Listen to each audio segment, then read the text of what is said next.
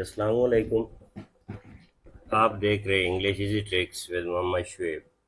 आज जो हमारा टॉपिक है वो है unit 9 first year at harrow.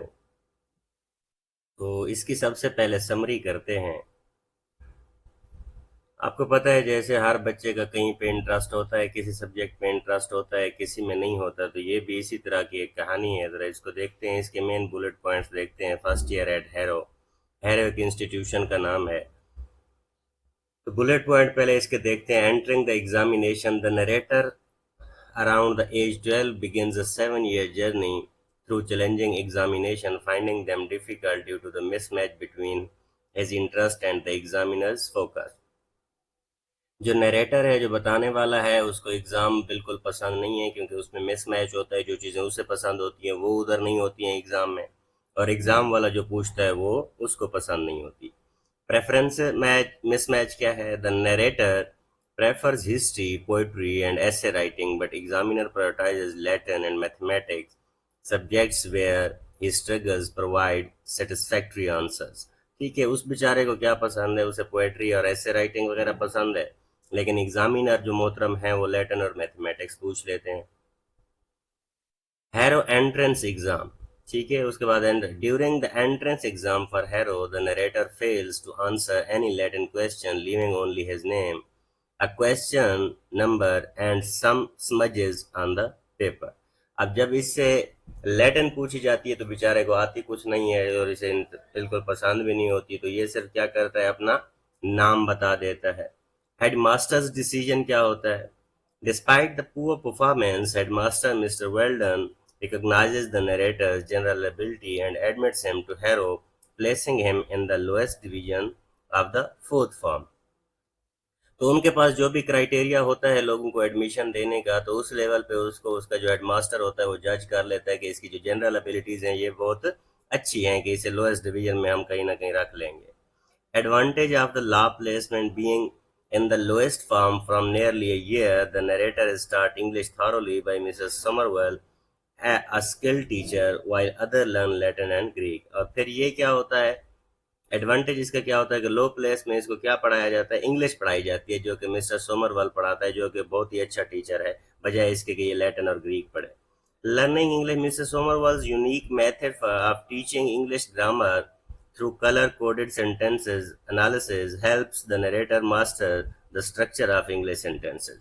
वो इतने अच्छे तरीके से इंग्लिश पढ़ाता है कि इसको इंग्लिश में इंटरेस्ट होने लगता है और इसको स्ट्रक्चर बिल्कुल अच्छे से याद हो जाती है।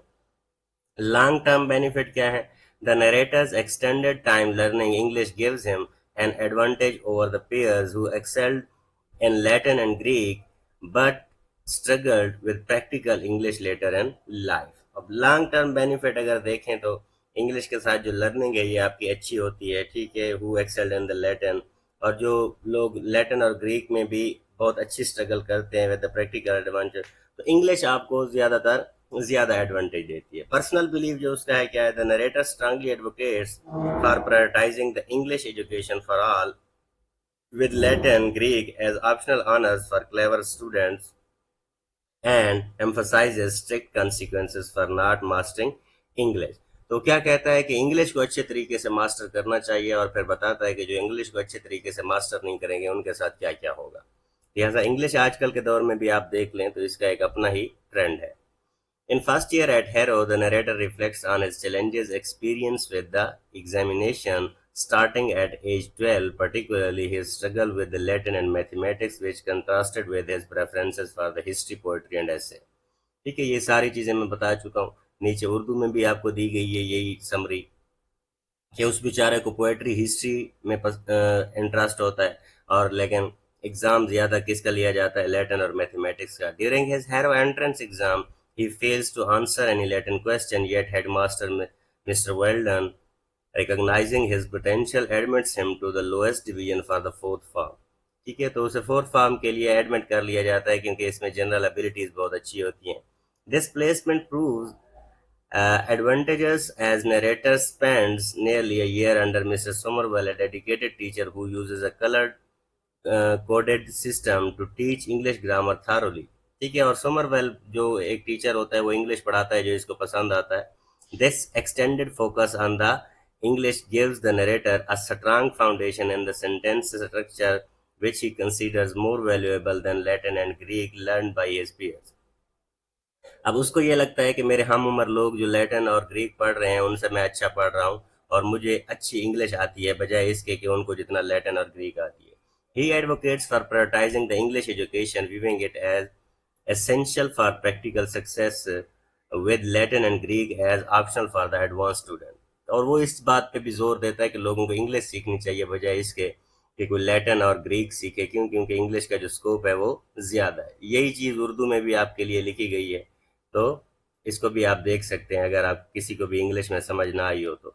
This is all about the summary. Hopefully अब इसके बाद जब आप ट्रांसलेशन पढ़ेंगे तो आपको अच्छे तरीके से समझ आएगी. Thank you so much.